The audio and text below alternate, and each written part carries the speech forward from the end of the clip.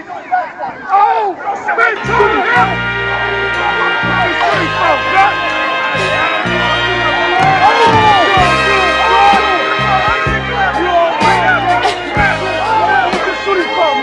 What the fuck, man? Please, don't you leave me alone, please, don't leave me alone, baby, 'cause without you I'll die, 'cause slowly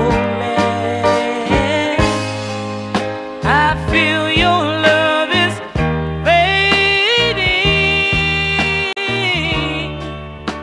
What's going on, everybody? What's happening? It's your man Sabir Bay sitting here with the black dot. Peace, peace. We up in Harlem, you know what I mean, holding it down.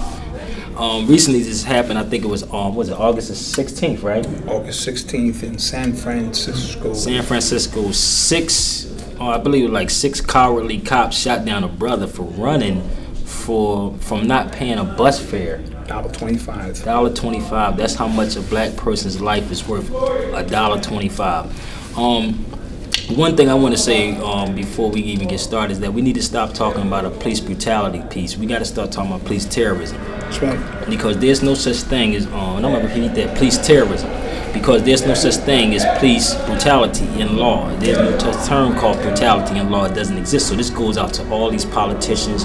This goes out to all these attorneys who's trying to push this piece on police brutality. It does not exist. Anybody that is astute in law knows that terroristic threats is a law, and that's a total violation of the Constitution. The Constitution talks about terroristic threats. So if I walk into a building and talk about there's a bomb in here, they automatically would come look for me and lock me up. But yet you can shoot a person 6 times or beat a brother to death, and we talking about a brutality case. And this is because of all these so-called black leaders running around talking about civil rights.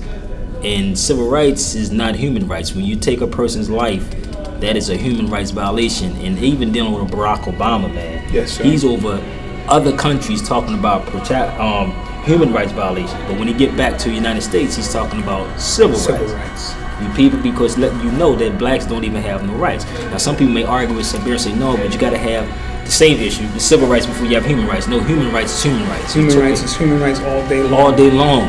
Every other country deals with human rights violations. They do not deal with civil rights. Totally different. When you take a person's life, like I don't know if y'all seen that footage, but you should go look it up. This brother was, and you know, I know how it feels to be shot. I was shot 5 times, so I know how it feels and what that brother was probably going through at that particular time. To see that brother suffer like that and actually die in his own blood. What I would have said, people should have started shooting back. Now, some people probably say, damn, Sabir, you're getting kind of crazy. No, it's going to happen regardless. I would have said they should have started popping them, period. But it's getting to that point.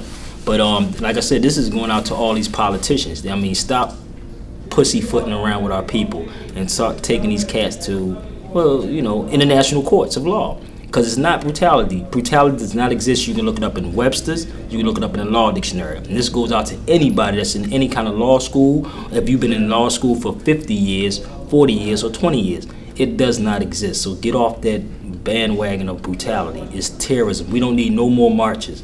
And this is a fair warning, because I'm going to tell you, it's getting ready to heat it up.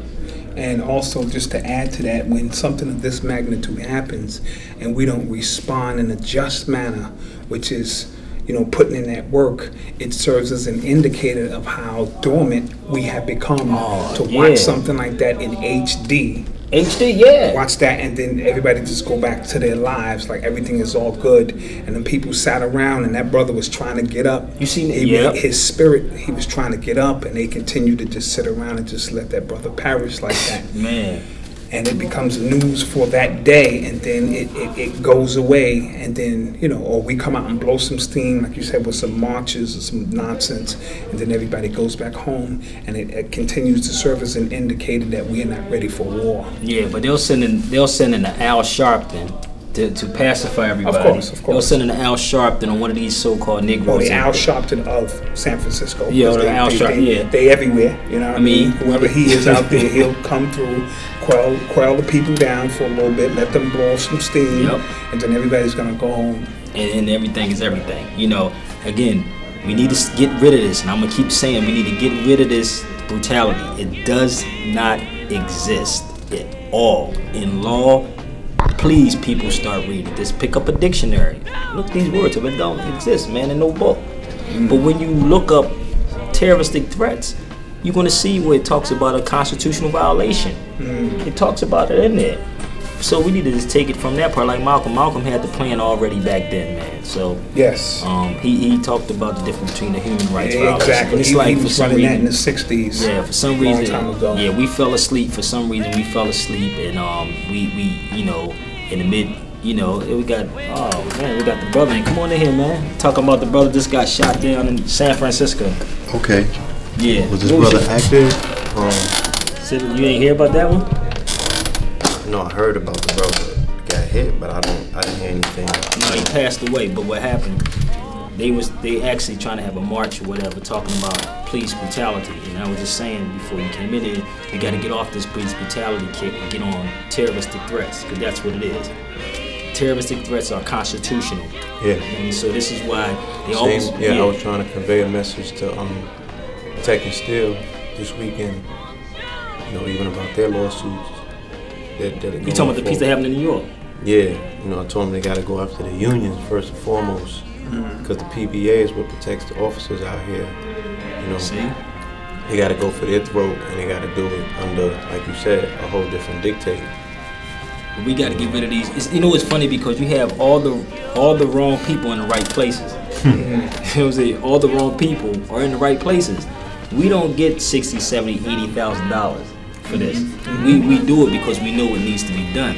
And I've been pushing this for the longest. When they shot that little girl in Detroit, that's not no civil rights case. That's a human rights. Yes, that's a human rites case. Yes. But yet they got cats getting ready to go march down there sometime next month for this case. And it's like, no, we don't need no more marches. They got Sean Bell. That's a human rights violation. They helped a human being. You got who else recently just got shot? In the Bay, Grant. Oscar Grant. But see, they don't respect your our life anyway. So don't think that it will happen to a European. But if all these leaders, and this is why I said this video I wanted to go out to all these so-called leaders, stop talking about brutality. It's a human rights violation. Terroristic threats. Look it up. If you never heard it before, look it up. Invest in a law dictionary. Because in the manner in which you come is the manner in which they deal with you. Exactly. So the minute you keep talking about brutality, then they know you a Negro. So they treat you as such. When you come and understand, you know what I'm saying, in the proper manner in which you're supposed to come, they are forced to deal with you in that manner.